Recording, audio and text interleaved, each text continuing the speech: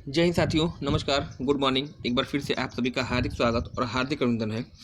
Uttar Pradesh police भर्ती परीक्षा 2024 और आज आपका होगा प्रैक्टिस सेट नंबर 18, एक कदम सफलता की ओर। और यह है वह टैग लाइन है जो आपको आपके लक्ष्य की प्राप्ति में सहायक होगी और आपके अंदर निरंतर ऊर्जा का जो है उत्साह का संचार करती रहेगी। आइए शुभारंभ करते हैं। प्रश्न संख्या 1 की बात करिएगा। देखिए, आज के प्रश्नों का लेवल थोड़ा सा टफ होगा और आज का ही नहीं, आज के बाद मतलब सेट नंबर 18 के बाद जितने भी प्रश्न आपके लिए आएंगे, मान के चलिएगा लगभग सबका सेशन जो आपका है थोड़ा सा अपर क्वालिटी का होगा। तो इसको बढ़िया से अच्छे से इसको देखिएगा, ठीक है। और निश्चित रूप से जो है ये आपके लिए फ़ायदेमंद रहेगा। पूछा गया है ये जो क्वेश्चन आपका मॉडर्न हिस्ट्री का है, आधुनिक इतिहास का है और आपसे पूछा गया है कि अखिल भारतीय ट्रेड यूनियन कांग्रेस के पहले अध्यक्ष कौन थे, है ना। अखिल भारतीय ट्रेड यूनियन कांग्रेस के पहले अध्यक्ष कौन थे? दीवान चमन लाल हैं, स्वामी सहजानंद हैं, लाला लाजपत राय हैं या फिर गोपाल कृष्ण गोखले, है ना। इस प्रश्न का जो सही उत्तर है, अखिल भारतीय ट्रेड यूनियन कांग्रेस के पहले अध्यक्ष कौन थे? ऑप्शन सी आपका यहाँ पे हो जाएगा राइट, है ना। लाला लाजपत राय जो है इसका सही उत्तर है। और लाला लाजपत राय के द्वारा एक बहुत ही महत्वपूर्ण पुस्तक लिखी जाती है जो अक्सर एग्जाम में आपसे पूछी जाती है, अनहैप्पी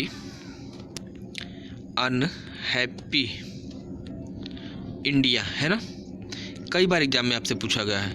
लाला लाजपत राय के द्वारा लिखी गई पुस्तक अनहैप्पी इंडिया आपसे पूछी जाती है। और याद रखिएगा, लाला लाजपत राय ही जो है 1928 मतलब 27वीं में आपका अनाउंसमेंट हुआ था साइमन कमीशन के आगमन का, और 28 में भारत आया था। उसी साइमन कमीशन का विरोध कर रहे थे। इनके लाठीचार्ज होता है, इनके सर पर लाठी पड़ती है और इसी में जो है इनकी मृत्यु हो जाती है। तो लाला लाजपत राय आपके लिए इंपॉर्टेंट होंगे। लाला लाजपत राय, लाल बाल पाल, मतलब ये त्रिकूट माने जाते हैं। लाला लाजपत राय याद रखिएगा, बाल गंगाधर तिलक याद रखिएगा और विपिन चंद्र पाल, ये 3 ऐसे लोग थे जो कि भारत में क्रांतिकारी विचारधारा के समर्थक थे, है ना। चलिएगा, इसके बाद गोपाल कृष्ण गोखले की बात करिए। गोपाल कृष्ण गोखले की अगर बात करेंगे तो 1905 में वाराणसी अधिवेशन होता है भारतीय राष्ट्रीय कांग्रेस का। वाराणसी अधिवेशन की अध्यक्षता इन्होंने ही की थी, गोपाल कृष्ण गोखले जी ने की थी। और यह जो है महात्मा गांधी जी के राजनीतिक गुरु थे। इनकी पुस्तक नहीं, इनका एक संगठन है, बहुत ज़्यादा पूछा जाता है एग्जाम में, सर्वेंट्स ऑफ इंडिया सोसाइटी, है ना। सर्वेंट्स ऑफ इंडियन सोसाइटी या भारत सेवक समाज कहते हैं। पूछा जाता है इनकी स्थापना किसके द्वारा की जाती है, तो इन्हीं के द्वारा, गोपाल कृष्ण गोखले के द्वारा। चलिएगा, आज के सेशन का दूसरा क्वेश्चन आपके लिए है, यहाँ पे दिया गया है गांधी जी के नाम के आगे महात्मा शब्द जोड़ा गया। किस आंदोलन के दौरान महात्मा गांधी जी के नाम के आगे महात्मा शब्द जोड़ा गया था? तो देखिए, ऑप्शन आपको दिया गया है, रोलेट एक्ट के सत्याग्रह के दौरान, खिलाफत आंदोलन के समय, दांडी मार्च के दौरान या फिर चंपारण सत्याग्रह के दौरान। देखिएगा, गांधी जी 1915 9 जनवरी, है ना, 9 जनवरी सन 1915 को जो है साउथ अफ्रीका से भारत वापस आते हैं, पहली चीज़। और इन्हीं की स्मृति में जो है 9 जनवरी को आपका मनाया जाता है क्या? प्रवासी भारतीय दिवस, यानी NRI डे। इतनी चीज़ आपको क्लियर है। 1917 में बिहार में जो है स्थान पड़ता है चंपारण। बिहार में एक स्थान पड़ता है चंपारण, और चंपारण में अंग्रेज क्या कर रहे थे? अत्याचार कर रहे थे, जबरन नील की खेती कराते थे। तिनकठिया पद्धति आपकी वहाँ पे थी। तिनकठिया पद्धति से बचने के लिए राजकुमार शुक्ल के आह्वान पर जो है महात्मा गांधी जी कहाँ जाते हैं? चंपारण में अंग्रेजों के खिलाफ संघर्ष करते हैं। और यह उनका राजनीतिक जीवन का पहला आंदोलन था या पहला सत्याग्रह था, पूछा जाता है एग्जाम में। इसी चंपारण सत्याग्रह के दौरान ही रविंद्रनाथ टैगोर के द्वारा इनको जो है महात्मा की उपाधि दी जाती है ना। तो इस प्रश्न का जो सही उत्तर आपका हो जाएगा वह क्या हो जाएगा, आप हमको बताएंगे। ऑप्शन डी आपका यहाँ पे राइट हो जाएगा। ये तो रही चंपारण की बैकग्राउंड। रोलेट एक्ट क्या था? रोलेट एक्ट की अगर आप बात करते हैं, तो ये जो है आपका 1919 फरवरी 1919 में जो है यह अंग्रेजों के द्वारा लाया गया था। और ये एक ऐसा कानून था जिसमें कि पुलिस को अगर थोड़ा भी अगर संदेह मात्र हो जाए कि इस व्यक्ति के पास हथियार है, केवल संदेह होने पर, कोई पुख्ता सबूत ना हो, केवल संदेह होने पर वह किसी भी व्यक्ति को क्या कर सकते थे? गिरफ्तार कर सकती थी और यह एक्ट ये पुलिस को ये अधिकार देता था। जगह जगह जो है इसका विरोध किया गया था और इसे बिना वकील, बिना अपील, बिना दलील का कानून भी कहा गया था, है ना। तो ये आपका रॉलेट एक्ट आपका होता है। खिलाफत आंदोलन और दांडी मार्च आगे आपको क्लियर करेंगे, क्योंकि सब अगर यहीं पे करते हैं तो फिर हो जाएगी समस्या, पूरा का पूरा आपका वीडियो यहीं पे ख़त्म हो जाएगा। नेक्स्ट प्रश्न संख्या 3 की बात करिएगा। इन्वायरमेंट से लिया गया क्वेश्चन है, EVS से पूछा गया किन उपलब्धियों के लिए ग्लोबल 500 पुरस्कार दिया जाता है, या ऐसे कहिए ग्लोबल 500 पुरस्कार का संबंध किस क्षेत्र से है। ऑप्शन आपका दिया है जनसंख्या नियंत्रण, आतंकवाद के विरुद्ध अभियान, मादक पदार्थों का अभियान, या फिर पर्यावरण प्रतिरक्षा, है ना। पर्यावरण का सबसे बड़ा पुरस्कार अगर आपसे पूछा जाता है ग्लोबल 500 है, और यह जो है किससे रिलेटेड है, इसका उत्तर आपका हो जाएगा पर्यावरण प्रतिरक्षा से। पर्यावरण के संबंध में या पर्यावरण को बचाने के लिए जो आप कार्य करते हैं, जो उत्कृष्ट कार्य किए जाते हैं, उसके सम्मान में ये पुरस्कार दिया जाता है। आप मुझे कमेंट सेक्शन में बताएंगे कि आज की डेट में ग्लोबल 500 पुरस्कार को आप किस नाम से जानते हैं। देखते हैं कि आप किस हद तक आप पढ़ रहे हैं। अगर इस प्रश्न का आपने उत्तर दे दिया तो मैं समझूंगा कि निश्चित रूप से जो है आप पढ़ाई के प्रति संवेदनशील है और निश्चित रूप से आप जो है सफल होने वाले हैं, है ना। ग्लोबल 500 पुरस्कार का वर्तमान नाम क्या है, कमेंट सेक्शन में कमेंट कीजिएगा, है ना।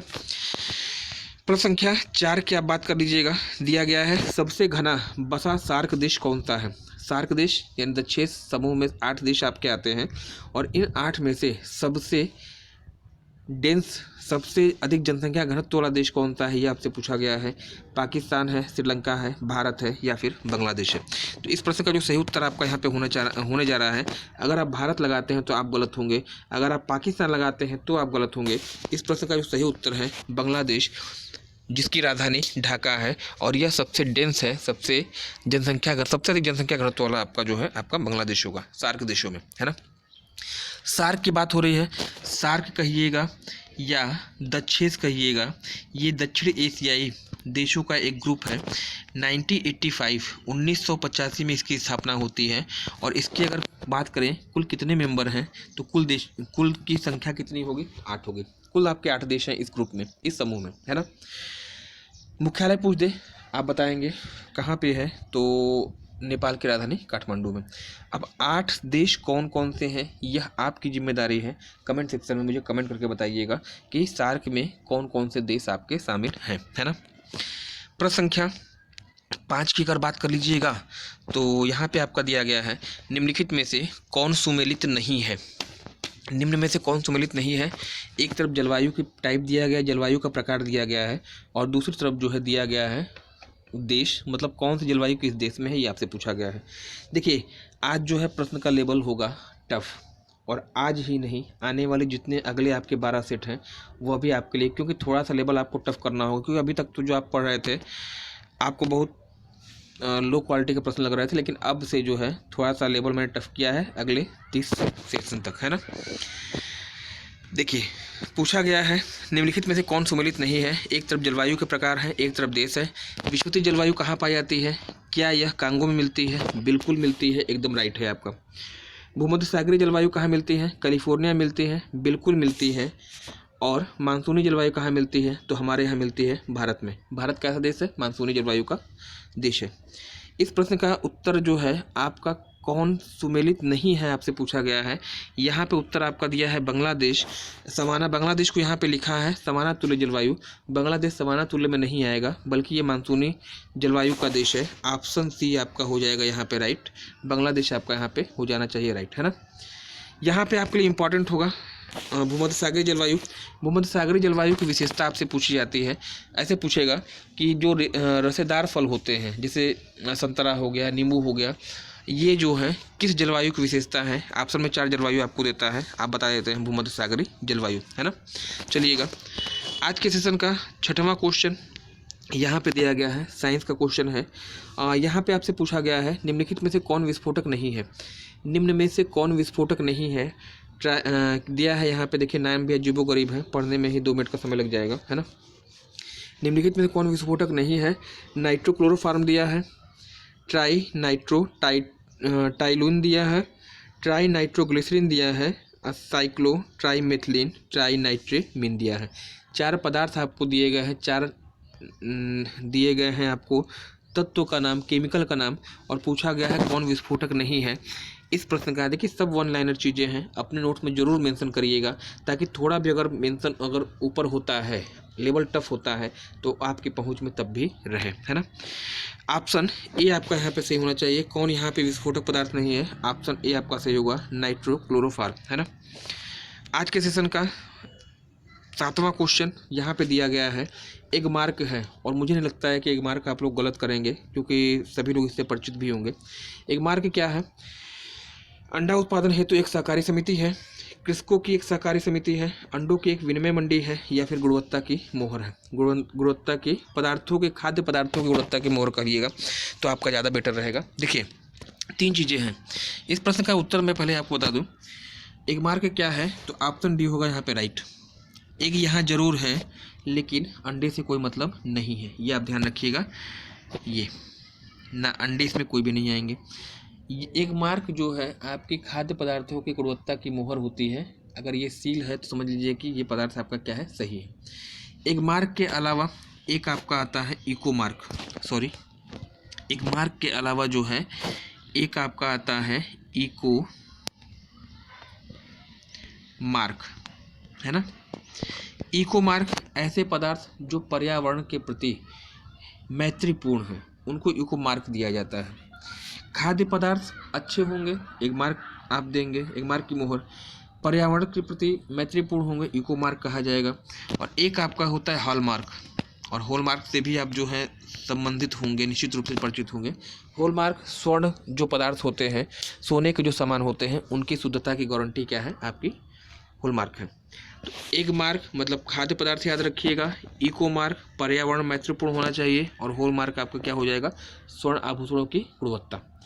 मैं आपसे एक प्रश्न पूछता हूँ, एक टेक्निक आपकी है पग मार्क, पग मार्क, और ये पग मार्क किससे संबंधित है? कमेंट सेक्शन में आप जरूर कमेंट करिएगा, मैं आपके उत्तर की प्रतीक्षा में रहूँगा, है ना। पगमार्क तकनीक किससे रिलेटेड है, कमेंट करिएगा। प्रश्न संख्या 18 की बात कर लीजिएगा। देखिए प्रैक्टिस सेट नंबर 18, वो तो 18 सॉरी, बार 18 आ जा रहा है, 8 है ना, सॉरी। प्रश्न संख्या 8 की बात करिए। एक पुस्तक का नाम दिया गया है the frosted day. The frosted day नामक पुस्तक की कहानी का संबंध है, किससे संबंधित है भाई? तो देखिए भारतीय राज्यों के एकीकरण से रिलेटेड है, कारगिल युद्ध से संबंधित है, केंद्र की डीएनए सरकार के गठन संबंधित है, या फिर पोखरण विस्फोट से संबंधित है। तो फ्रॉस्टेड डे के लेखक कौन है? पहले तो आप कमेंट सेक्शन में कमेंट करेंगे इस प्रश्न का उत्तर।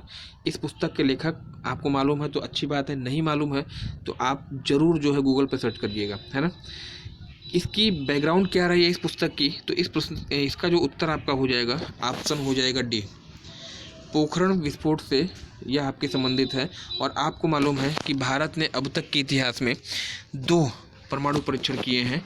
एक परीक्षण आपने किया था 1974 में, जबकि भारत के प्रधानमंत्री श्रीमती इंदिरा गांधी थी, और एक परीक्षण आपने किया था 1998 में, जबकि भारत के प्रधानमंत्री श्री अटल बिहारी वाजपेयी थे, है ना। लाफिंग बुद्धा इसका कोड था। ये तो पूरी कहानी हो गई। फ्रॉस्टेड डे के लेखक आप मुझे कमेंट सेक्शन में कमेंट करेंगे। प्रश्न संख्या 9 की बात करिएगा। देखिएगा प्रश्न संख्या 9, और यहाँ पे दिया गया है निम्नलिखित को सुमेलित करना है और दिए गए कूट का उत्तर आपको देना है ना। एक तरफ दरबारी कवि दिया गया है और एक तरफ शासक का नाम दिया गया है। पूछा गया है कौन सा दरबारी कवि किस शासक से रिलेटेड है, यानी कौन सा कवि किस शासक के शासनकाल में था, और नीचे 4 कोट दिया गया होगा, वो आपको मिलाना होगा। कई प्रश्न आप करते आए हैं, गलत आप करेंगे नहीं, है ना। देखिए अमीर खुसरो की बात करिएगा, तो अमीर खुसरो जो हैं ये किसके दरबार में थे? आप बताएंगे सर अलाउद्दीन खिलजी, यानी ए का तो 4 हो जाना चाहिए, ठीक। कालिदास किसके शासनकाल में थे? आप बताएंगे विक्रमादित्य के शासनकाल में। विक्रमादित्य ऑप्शन में आपको दिखाई नहीं दे रहा है तो चंद्रगुप्त 2 बता दीजिएगा, इनका नाम दूसरा था ना। विक्रमादित्य के शासनकाल में थे मतलब 3। अमीर खुसरो अलाउद्दीन खिलजी के दरबार में थे। कालिदास चंद्रगुप्त 2 यानी विक्रमादित्य के दरबार में थे। अगर मैं आपसे कहूँ हरिसेन, तो हरिसेन जो है समुद्रगुप्त के दरबार में थे और इन्होंने प्रयाग प्रशस्ति लिखा था। इनका जो है 2 आपका हो जाएगा। बाणभट्ट हर्षवर्धन के शासनकाल में थे और यहाँ पे जो है आपका 1 हो जाएगा, है ना।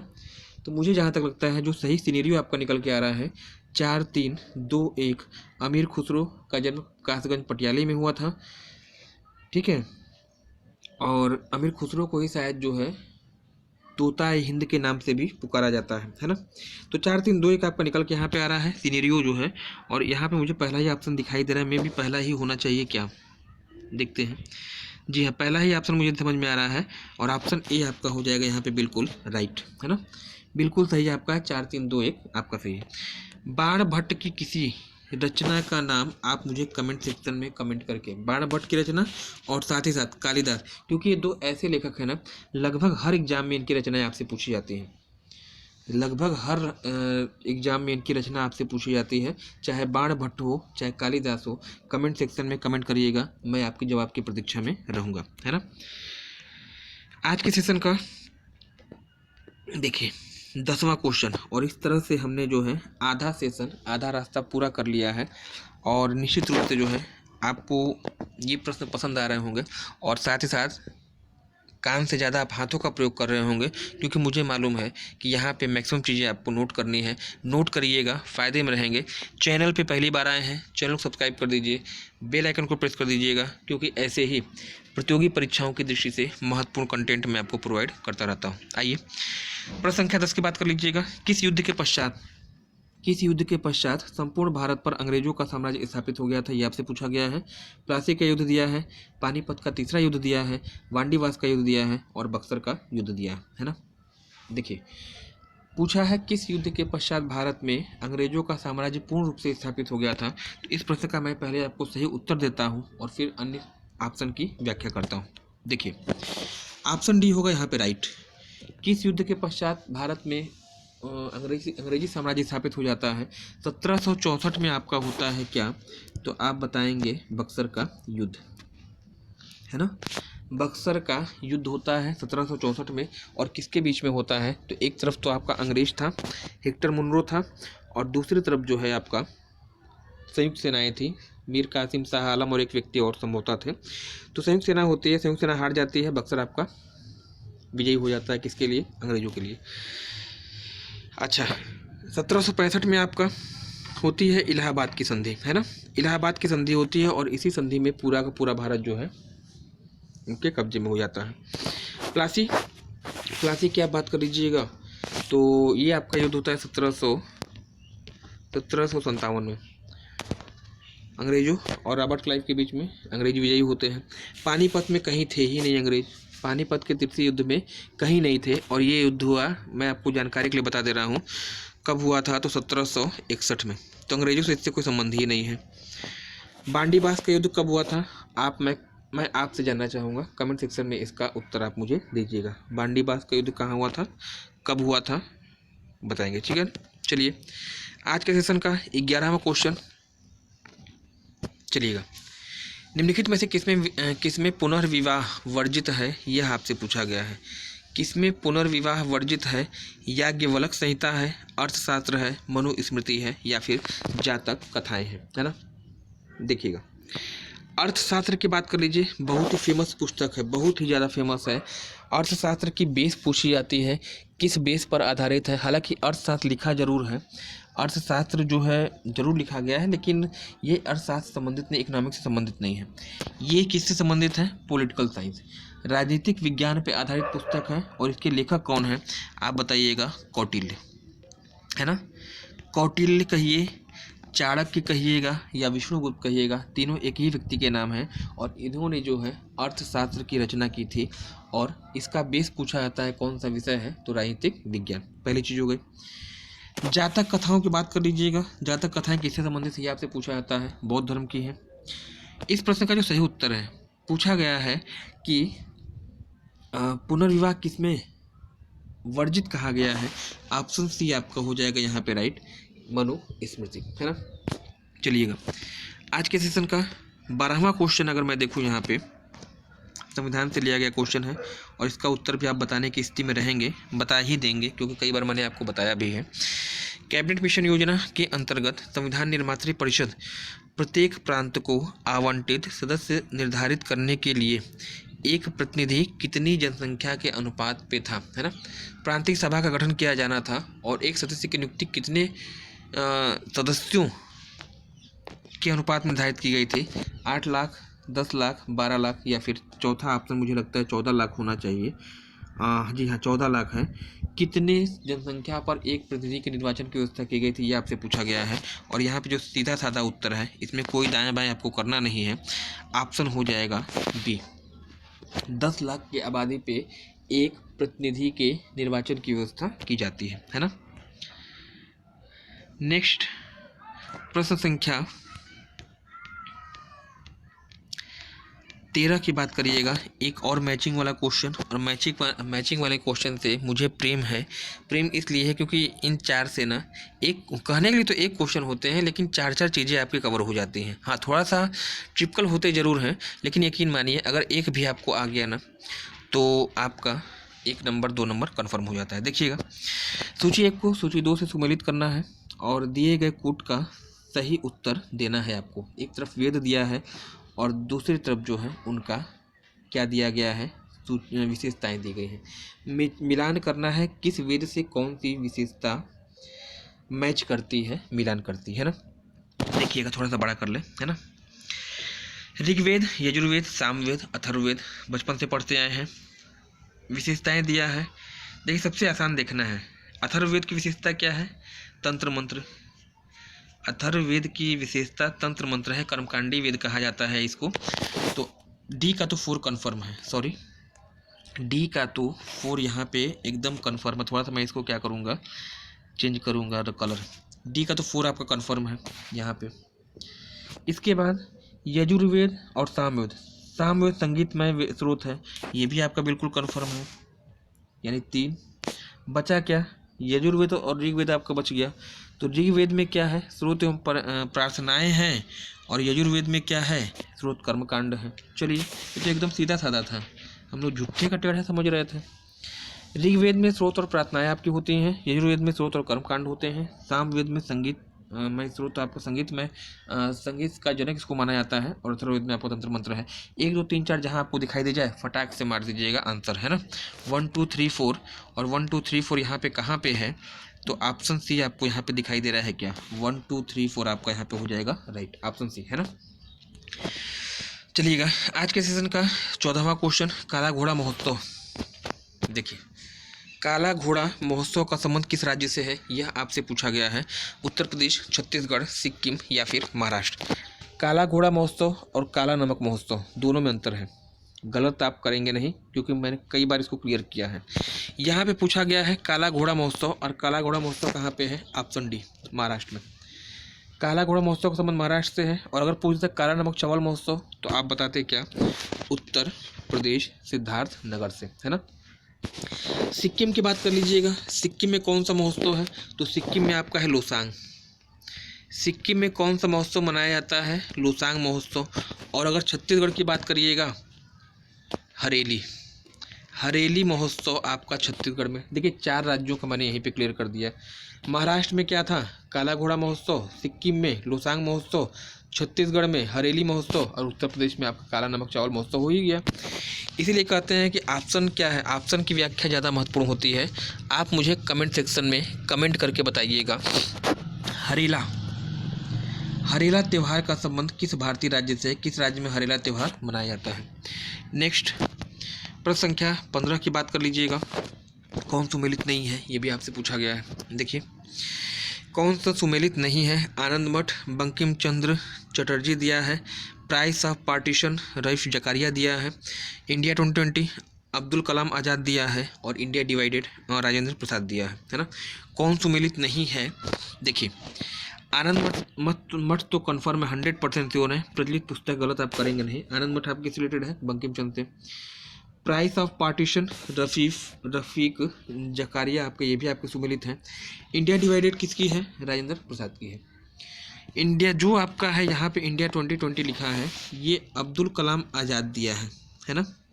ये आपका जो है राइट नहीं है, ये सुमेलित नहीं है, क्योंकि इंडिया 2020 जो है किसकी पुस्तक है, तो भारत के भूतपूर्व राष्ट्रपति APJ अब्दुल कलाम की। अब्दुल कलाम की है, ना कि आज़ाद की है। अबुल कलाम नहीं होगा, अब्दुल कलाम होगा, और आज़ाद आपका नहीं होगा, है ना। अबुल कलाम आज़ाद भारतीय राष्ट्रीय कांग्रेस के सबसे कम उम्र के अध्यक्ष, लगातार 6 वर्षों तक इन्होंने अध्यक्षता संभाली थी।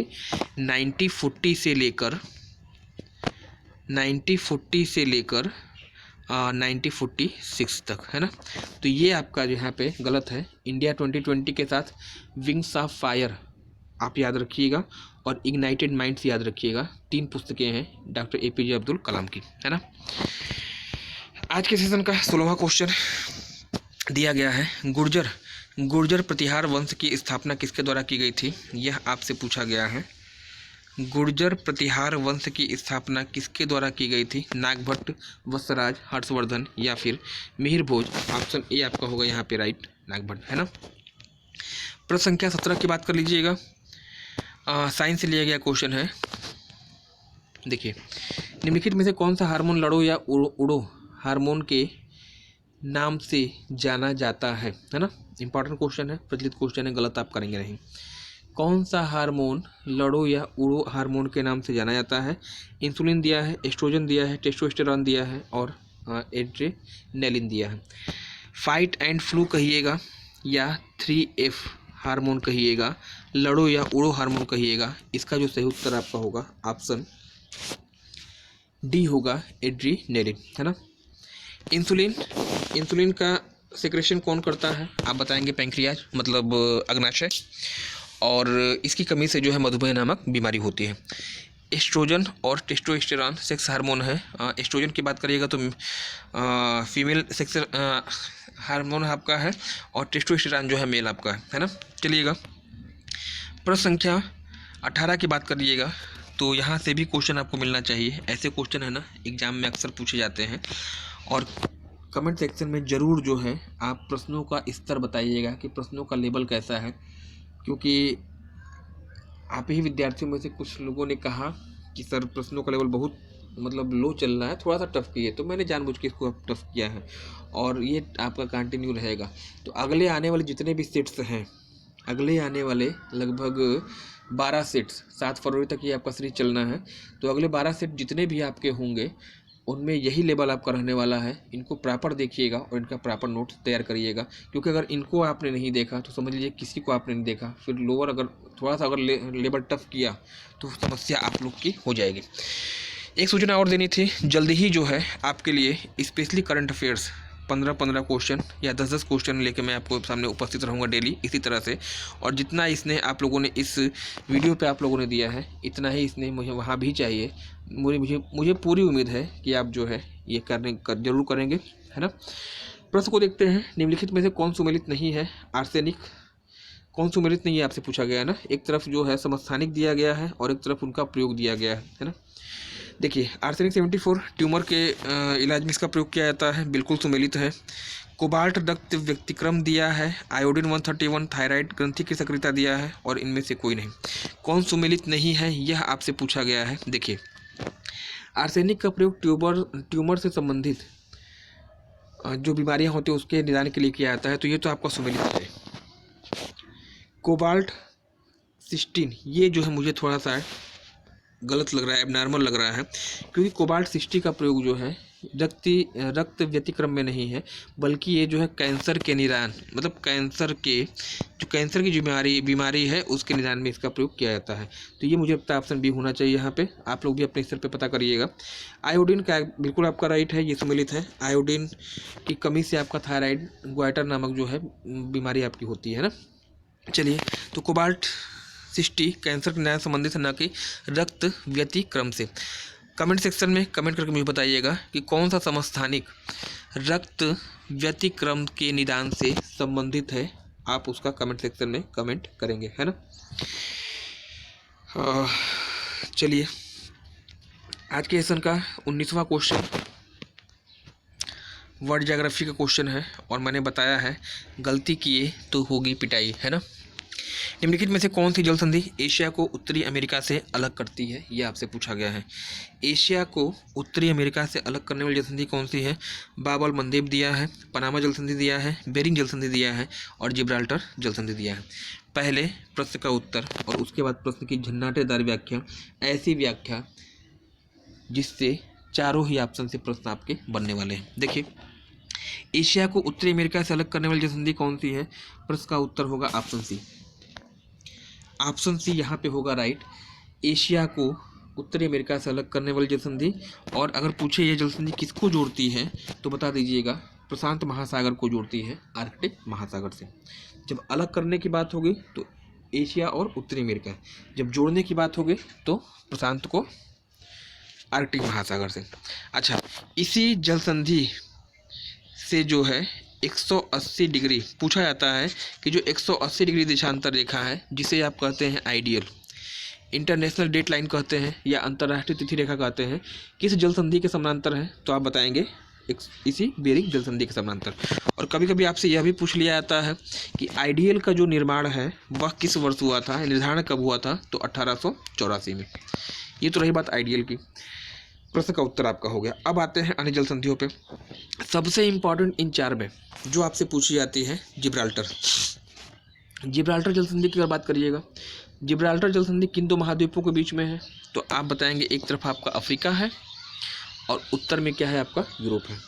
तो अफ्रीका को यूरोप से अलग करने वाली जल संधि है। किन दो देशों के बीच में है? तो एक तरफ आपका स्पेन होगा और एक तरफ आपका जो है पुर्तगाल होगा। देश भी आपसे पूछता है और आपका ये भी पूछता है, मतलब महाद्वीप भी पूछता है। किसको जोड़ती है? तो ये जोड़ती है मेडिटेरियन सी को, भूमध्य सागर को जोड़ती है किससे? लाल सागर, सॉरी, भूमध्य सागर को जोड़ती है अटलांटिक महासागर से, या अटलांटिक महासागर और भूमध्य सागर जोड़ती है। अटलांटिक महासागर से भूमध्य सागर में जाने का एकमात्र रास्ता जिब्राल्टर है और यही कारण है कि जिब्राल्टर स्ट्रेट को जो है भूमध्य सागर की कुंजी भी कहा जाता है। तो दो जल संधि मैंने क्लियर की, एक बेरिंग क्लियर हो गया और एक आपका जिब्राल्टर क्लियर हो गया। पनामा की अगर आप बात कर लीजिएगा तो यह जल संधि जो है आपका उत्तरी अमेरिका को दक्षिण अमेरिका से अलग करती है और किसको जोड़ती है? तो प्रशांत महासागर को अटलांटिक महासागर से जोड़ती है। बाब अल मंदेब की बात कर लीजिए तो एशिया को अफ्रीका से अलग करती है और लाल सागर को जोड़ती है अदन की खाड़ी से या हिंद महासागर से जोड़ती है।